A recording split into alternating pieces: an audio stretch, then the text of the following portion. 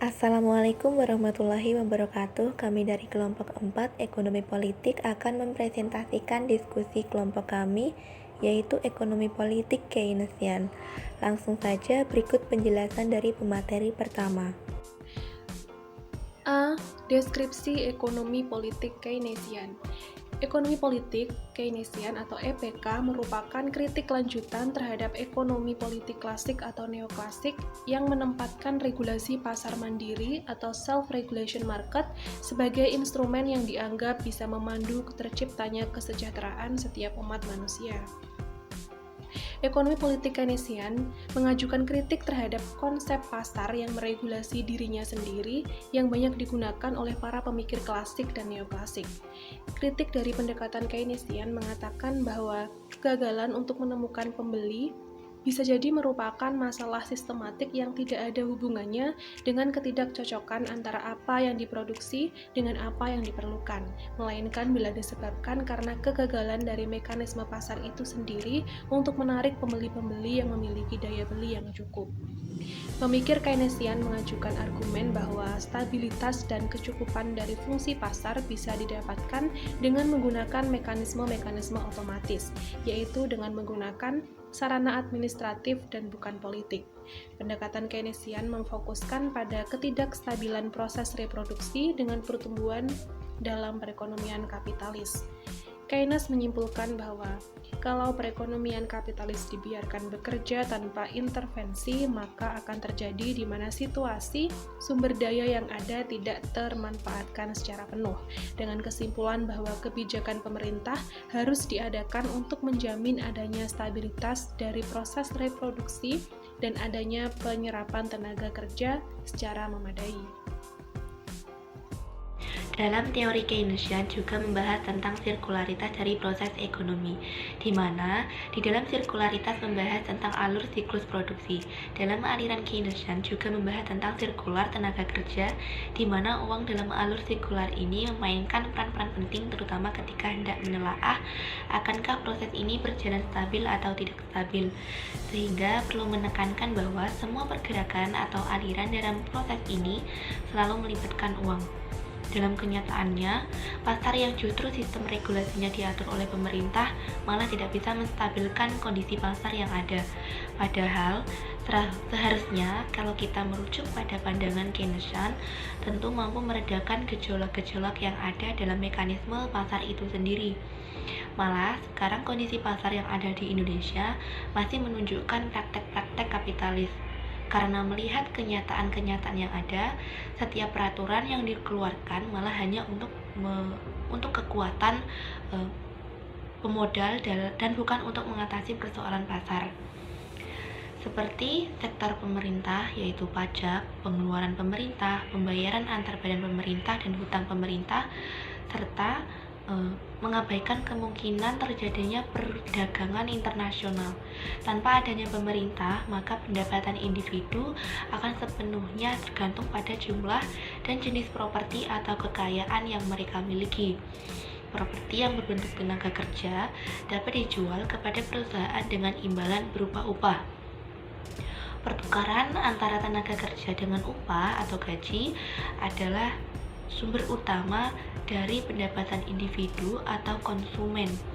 Properti yang berbentuk kapital juga bisa menghasilkan pendapatan dalam bentuk bunga, dividen, dan keuntungan kapital atau capital gain, kenaikan kekayaan dalam bentuk naiknya harga saham. Secara ringkasnya, sirkularitas terjadi karena adanya 3 ciri, yaitu 1. Adanya hubungan antara pendapatan dengan penyerapan tenaga kerja. Kemudian yang kedua, pendapatan akan mendorong individu untuk melakukan pengeluaran, dan yang ketiga, permintaan akan mendorong perusahaan untuk melakukan produksi dan investasi. Pasar kapital dan instabilitas. Keynes berpendapat bahwa pergeseran pola pikir para pelaku pasar dari perspektif jangka panjang ke perspektif jangka pendek akan mengikis stabilitas dalam perekonomian kapitalis. Ia memandang bahwa pergeseran ini terjadi karena berkembangnya pasar sekuritas yang menurutnya memberikan alternatif peluang yang lebih menarik bagi para investor daripada berinvestasi pada pabrik dan peralatan. Dalam Great Depression ini, John Maynard Keynes mencetuskan sebuah pemikiran yang mengkritik mengenai pemikiran klasik dan neoklasik yang tidak dapat menjelaskan fenomena Great Depression tersebut. Mekanisme klasik yang memberikan pasar mengatur regulasi mengenai dirinya sendiri, dan argumen neoklasik yang merujuk pada harga dan permintaan, di mana harga dari barang akan naik atau turun sedemikian rupa sehingga semua kebutuhan dalam pasar akan terpenuhi, di mana produsen pasar akan selalu mendapatkan pembeli. Mekanisme tersebut menyebabkan investor melihat pasar mana yang pembelinya paling banyak sehingga mendapatkan keuntungan yang lebih besar. D. Ekonomi politik dari pasar tenaga kerja dan pasar kapital. Berdasarkan data yang terlihat adanya 3 tipe pergerakan tenaga kerja di Indonesia, yaitu pergerakan tenaga kerja menuju wilayah pedesaan di luar Jawa, pergerakan tenaga kerja menuju provinsi-provinsi yang kaya akan sumber daya alam, serta pergerakan tenaga kerja menuju wilayah urban di Jawa, terutama di Jakarta dan Jabodetabek. Ketiga tipe pergerakan tersebut pada dasarnya merupakan respon dari berbagai fenomena pembangunan yang terjadi di Indonesia, baik itu sebagai akibat kebijaksanaan pemerintah maupun akibat bekerjanya mekanisme pasar. Secara umum dapat dikatakan bahwa pola pergerakan penduduk yang terjadi tersebut merupakan refleksi dari kinerja pembangunan yang berbeda-beda antara setiap daerah di Indonesia.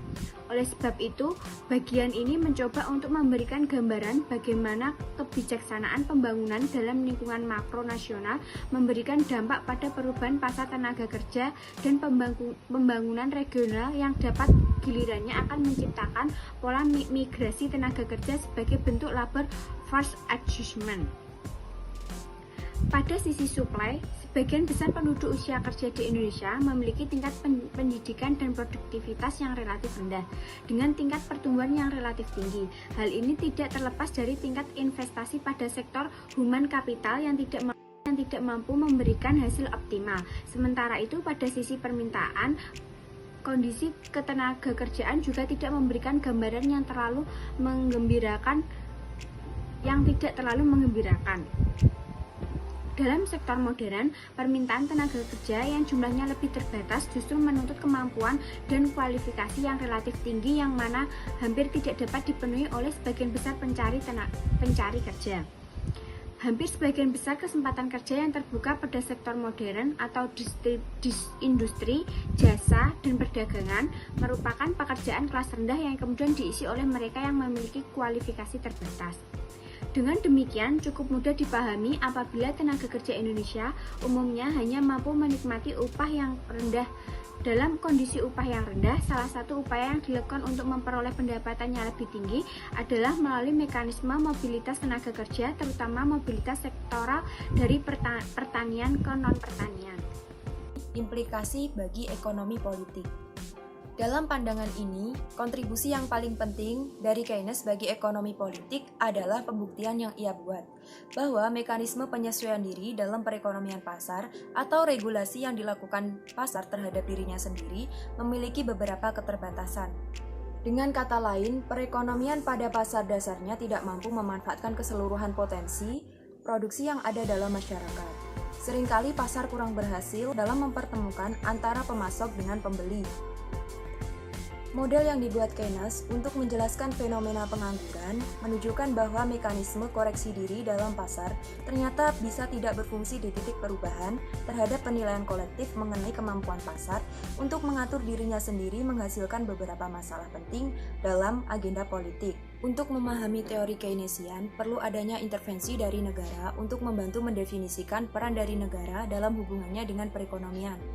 EPK berpengaruh terhadap kebijakan stabilisasi pada permintaan agregat, sektor finansial, dan harga. Pada kebijakan stabilisasi permintaan agregat meliputi pengeluaran pemerintah, pinjaman pemerintah, dan pajak. Instabilitas permintaan konsumen karena disebabkan adanya hubungan antara pendapatan, penyerapan tenaga kerja, dan konsumsi.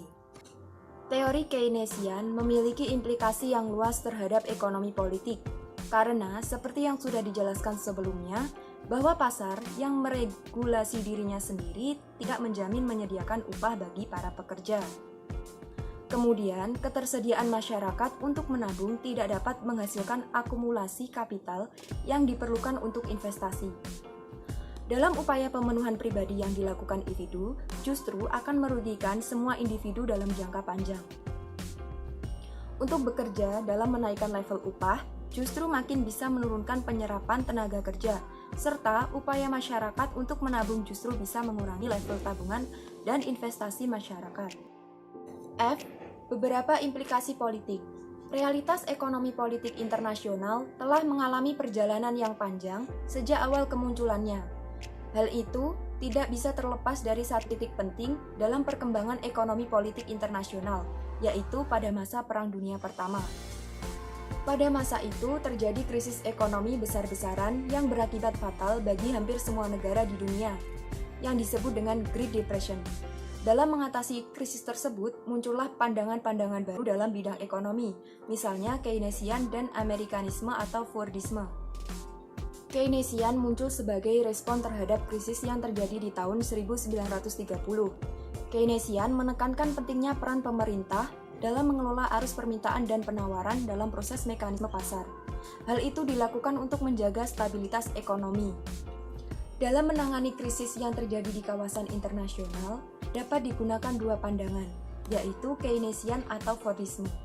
Keynesian muncul sebagai respon terhadap Perang Dunia Pertama, yang cenderung menekankan pada peran pemerintah dalam mengelola pasar.